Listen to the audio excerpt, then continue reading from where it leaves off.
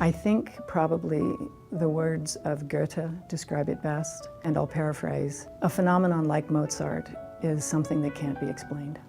Wolfgang Amadeus Mozart was born on January 27, 1756, in Salzburg, Austria.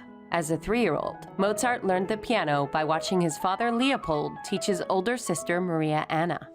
This child prodigy, who was writing music by the age of 6, began very quickly to develop his skills in all of the different musical forms, and he mastered them all. Starting at the age of 6 until 17, Mozart traveled and performed across Europe with his sister.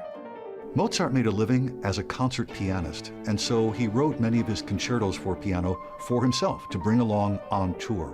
He'd write a symphony for this gig he's got next Thursday, and sometimes it was that quick. By 17, Mozart was appointed assistant concertmaster for the Royal Court of Salzburg, where he expanded his range of musical works. One of the remarkable things about Mozart is the fact that he succeeded in so many different musical genres, including opera, symphony, chamber music, sonata, even musical comedy. Mozart worked constantly and at a lightning pace. Mozart married in 1782 and lived lavishly off his success, almost to the brink of ruin. To earn money, he continued to be a prolific composer and performer, and in 1786, Mozart successfully premiered his opera, The Marriage of Figaro. Mozart's really the one who brought opera to a more personal and great level, such that these works have never disappeared. But Mozart's opulent lifestyle, coupled with the Austro-Turkish War, caused major financial problems, propelling Mozart into a deep depression.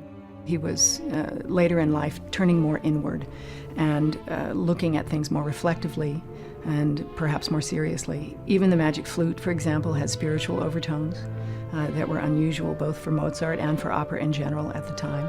In the final year before his death, Mozart made a personal recovery and composed some of his most famous works, including the Magic Flute and the final piano concerto in B-flat. Mozart wrote in every genre he tackled flawlessly. He gave us over 600 pieces, and he did it in half of a lifetime. There is no one ever, before or since, like Mozart. He is one of a kind, and as the centuries roll by, he becomes even more valid. Although he died from illness at 35 on December 5, 1791, today Mozart's influence can be heard in the music of Bugs Bunny cartoons to rock and roll legends such as Billy Joel and Van Halen.